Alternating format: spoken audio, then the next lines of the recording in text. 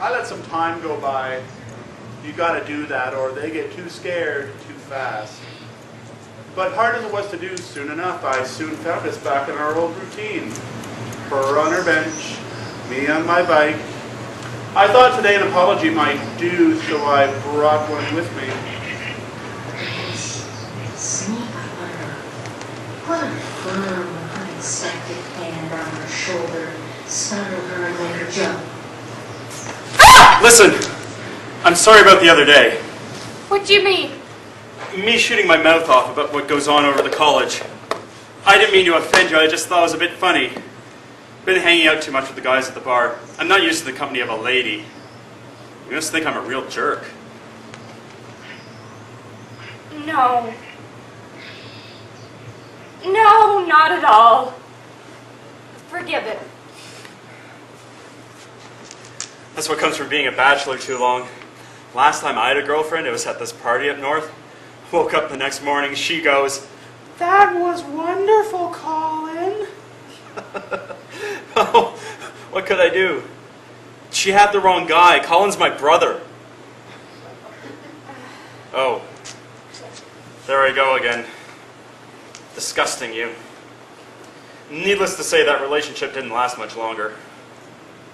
It's a little bit funny. Sad. But funny. Colin didn't think so. He beat the snot out of me. I felt like such an asshole lying there with his girlfriend after the deed was done. Are you married? I'm so close now. Our thighs touch, and I can feel the heat from hers pressed against mine. And then the chill as she moves away and breaks contact. Like she can't see her teeth clenched in rage. No. That is not anymore. I just split with Geoff, my husband. Still getting used to that, really. I hear ya. I've been there myself. My ex was a real bitch. And she was pretty enough, but she had a mouth like a sewer. Guess you'd call that verbal abuse. Mine, she had a temper too. Liked to use her hands. She's just a tiny little thing, though. Had to put her in her place more than once. It's rough, I know. I wasn't sorry when she was gone, I can tell you. So I guess you're not in the market for a boyfriend then? Nah, and not right now. Good, neither am I. No worries. Better move away, give her some space. Thought it was worth a try, though. Always like to help out a pretty girl. I have my own demons to exorcise, the same as you. But I've gotten used to our little chats. It's nice to have a friend. I just started a new photography class. Oh, that's great. How are you getting on? Oh, well enough. Though I have to lug my camera around everywhere in case I find a good subject. You know, you're a pretty girl. Would you mind if I took a few snaps of you for practice? No! No, I don't like being photographed. You can snap Fergie, though, if you like. She won't mind. No worries. She's a lovely subject. I snap away, but my camera has a mind of its own. Knows what it wants me to see. My photos weren't of the dog, but a far more interesting subject. And she'd never know it was her, not her dog in the viewfinder. These should do nicely for a new project I'm working on.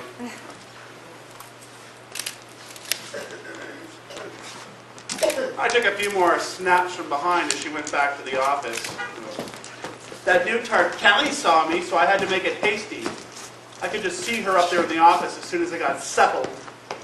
You've got balls ready to take a picture of Callie like that for your collection.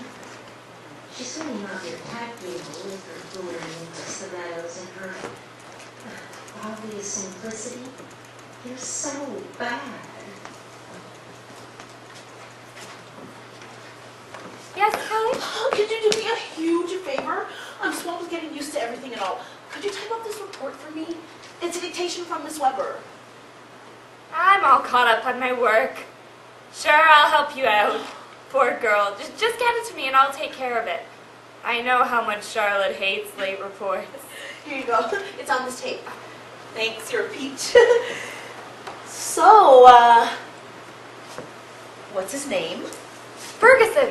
And she's a girl. Huh? Oh, no, not your dog. I mean that fine specimen I see you with all the time out on the common. I'm not sure who you mean. Oh, come on. The guy you have lunch with all the time? He's really hot. Is he really? Oh, I don't know his name. What do you mean you don't know his name? He's just some stranger that you eat with? I like to take my lunch outside in the good weather. He's just someone I met out there. He's around most days. He likes my dog. He works around here. Lots of people stop to chat, but I don't know them either but to say hello. I never thought to ask his name. Mm-hmm. Really? Yes, really. Our meetings are more habit than chance. He's on the common most days, so sometimes we'll exchange greetings, others will stop to chat. Mostly, I'd prefer to just relax and talk with people as I've always done, but he comes around quite a bit these days. Well, he's attractive enough. I wouldn't mind a habit like that. I'll introduce you. I hope you like redheads. How do you know what color his hair is? When you've been blind for 10 years, you get pretty good at visualizing people. Besides, since I can't see him, he can be anything I want in my imagination. I usually prefer the darker ones, but I thought a redhead might make a nice treat this time. Yeah, he's nice, all right. Oh, I was right. How did you know? Oh, like I said, I'm adept. He sounds like a redhead. He's very interesting, quite well read. He knows all kinds of random information. Wow. Cute and smart. Does he have a brother? He does, actually. But, I don't think they get along. Oh. Well, that's too bad. You know, I think it's really neat that you can do that, you know? Like, guess what he looks like from just hearing him? So what do you think he looks like then? I mean, other than his hair. I was just kidding. It doesn't work like that. It's a misconception. Oh, come on. I think it's amazing what blind people can do. You know, when you know your enhanced perceptions through sound and touch. So tell me, what does he look like? Well, his voice is youngish, attractive, 30-ish. He sounds freckled, of average build, less than 6 feet. Oh, maybe with a beard. I wonder what I'd learn if I touched him. Amazing. Wow. You're good. You're just amazing. You're absolutely right. I'm just another amazing blind person. Still, I am attracted to him, and now that I know he's as handsome as I thought. I can't believe it. I've been looking for a boyfriend for years, and you're blind and you find one right outside the door. Or some stranger you meet in the common. So what's he like? I don't really know him. I don't even know his name, for God's sake. He's mostly been a perfect gentleman, though, despite some rude remarks about his workplace the other day. It's not my habit to befriend men too quickly. But he is attractive. A real charmer, eh? Well, makes me a bit nervous, I must admit. My ex, he was a charmer. And that led to disaster. We just talk about general stuff. His childhood, the college, general small talk. Well, who knows? Maybe one day things will get a little more personal. Oh, lucky you. Oh, anyway, gotta run. The dragon lady's got tons of shit for me to do, and it's only my first week. Thanks for this, eh? Oh, no problem.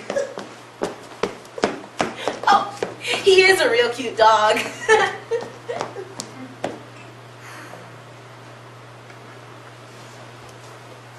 You know what it's like to be lonely? You might just want the company.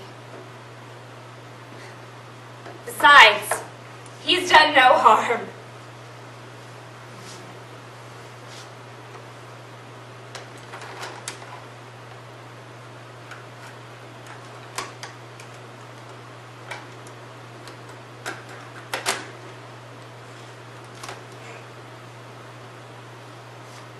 Concerning the release of a prisoner presently housed in the pre-release hostel, Gregory McPherson has recently found work at a nearby college and appears to be doing well.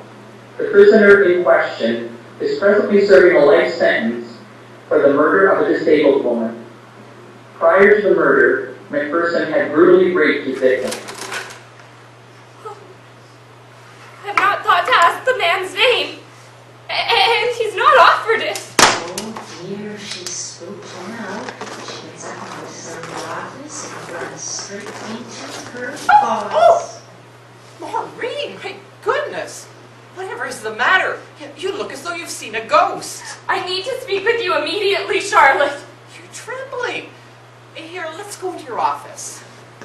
Kelly? Yeah? Could you bring a hot cup of tea? Uh-huh. Sit down, Maureen.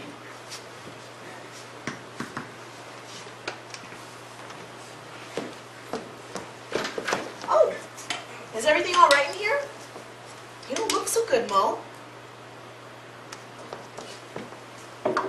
Thank you, Kelly. Miss Dale isn't feeling very well at the moment. I'll just be in the other room if you need anything.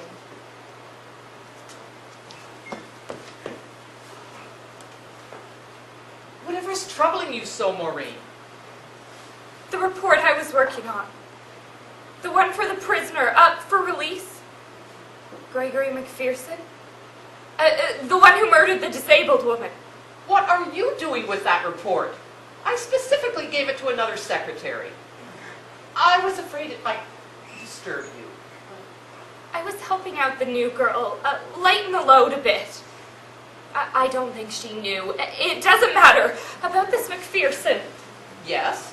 What about him? I think I know him. He hangs around the common, rides a bicycle. He told me he'd gotten a job at the college. He talked explicitly about finding students in compromising positions. He wanted to photograph me. He smells like the prison. I thought he might be janitorial staff or something. I couldn't tell if he was wearing a uniform. He didn't strike me as a prison official, but I thought he could be support staff. And oh, God, I'm ranting. Are you absolutely sure about this, Maureen? As sure as I can be. Can you describe this man? He has a nice voice. He rides a bicycle. His hair is, I think, red.